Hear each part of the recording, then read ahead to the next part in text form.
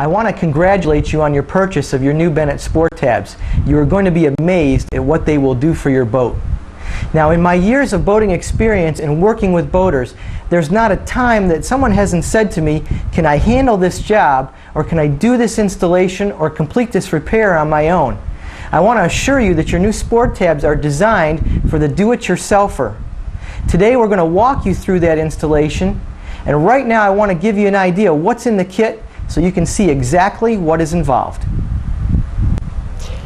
Each M80 and M120 kit come complete and ready to install on the boat.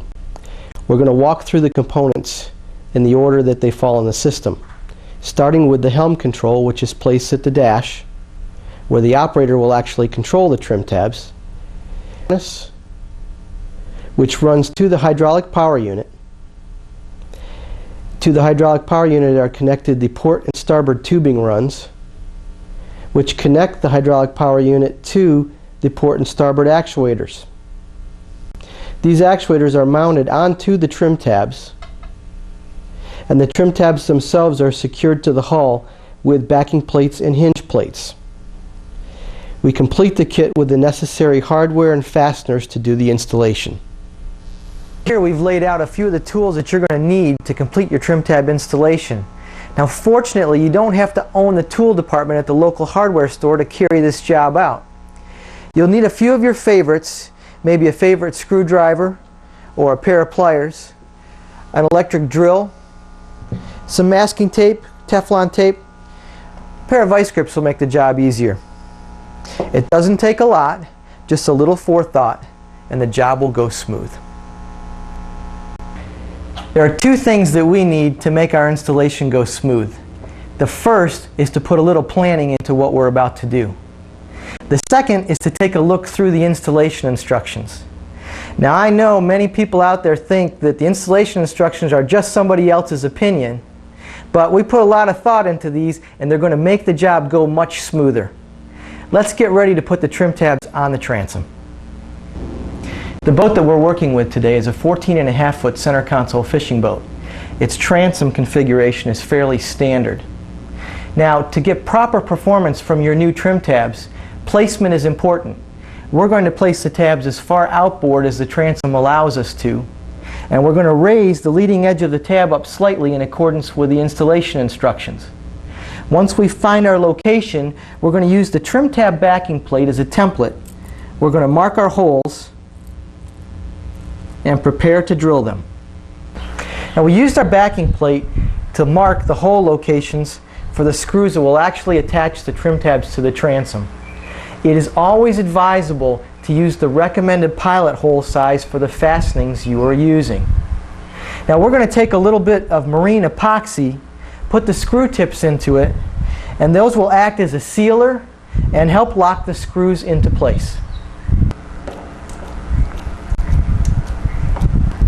The location of the top of the hydraulic cylinder establishes the negative angle for the trim tab. Now, this is important so that the boat can react at times like there are no tabs on it at all. I've just drilled three 3/16" pilot holes, which will allow us to secure the top of the hydraulic actuator to the transom with our number 14 screws. We've also drilled a 3/4" hole that the actual fluid line will pass through. Now we're ready to attach our hydraulic tubing. As we attach the hydraulic tubing to the top of the actuator, it's important that we install the brass fitting very straight. So we'll put it in and we'll turn it hand tight and finish the installation with a 7/16" wrench. Now, it's important that we don't use any Teflon tape or pipe compound at this joint, as it can foul the internal passage within the actuator. It's also important that we don't over-tighten the fitting so we don't strip the threads in the plastic of the upper hinge of the actuator. You'll notice that one end of your hydraulic tubing has tape on it. That's to keep dirt and debris out of the hydraulic line when you run it through the transom. That's very important to keep dirt and debris out of any hydraulic system. Just prior to tightening the screws for the top of our hydraulic actuator, I'm going to add just a little bit of marine grade sealant around the outside edge.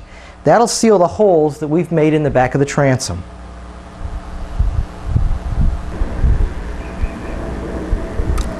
Now that we've finished the mounting of our hydraulic actuators and running the tubing, we've completed the work outside the boat and we're prepared to move inside. The first thing we need is a dry location for our hydraulic power unit. Now in this boat, I've chosen a bulkhead inside the battery compartment to locate the mounting bracket for the hydraulic power unit. This compartment should remain fairly dry, giving us many years of service from our hydraulic power unit. We've filled the hydraulic power unit with any type of automatic transmission fluid, and now we're ready to slip it into its bracket in the battery compartment.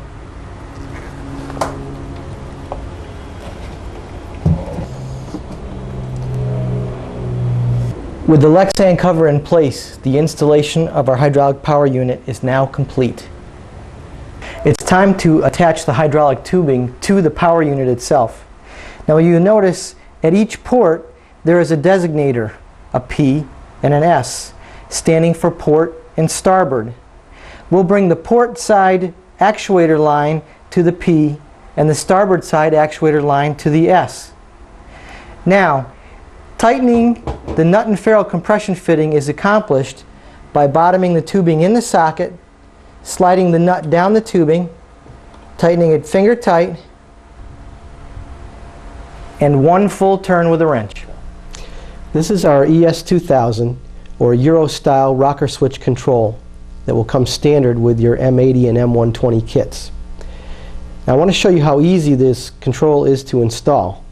We'll start by turning it over and taking a look at the back side, where you'll find 5 brass jumper strips.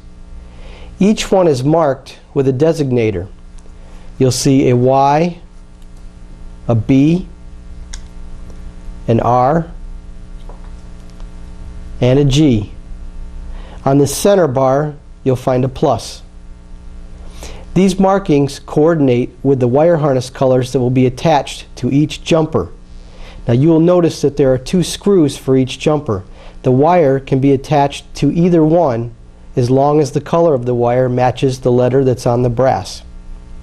Yellow will go on top, blue on the bottom, red to my left, green to my right. The plus is our incoming power, or the orange positive hot lead. Now I want to show you how easy it is to put this switch into the dash. We're going to use a plexiglass display now that we've moved inside to simulate the installation of your helm control. Now we're going to start by taking a 2.5-inch hole saw, locating a convenient location for the control, making sure that there's nothing underneath it that is in the way, and making the 2.5-inch hole. You will also see on our display that we've drilled 4 7/64" holes in order to mount the screws that will actually hold the switch in place. Once our holes are made, we can pull our wire harness and hot lead through the hole, making sure first that our gasket is in place. Once the wires have been attached per the color code, we can slip the control into the hole and mount it with the number 8 by 1/2-inch screws.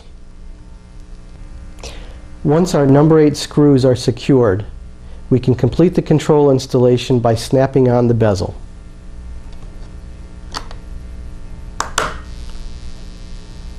Now that our installation is complete, we can bleed the tabs by running them up and down just a few times.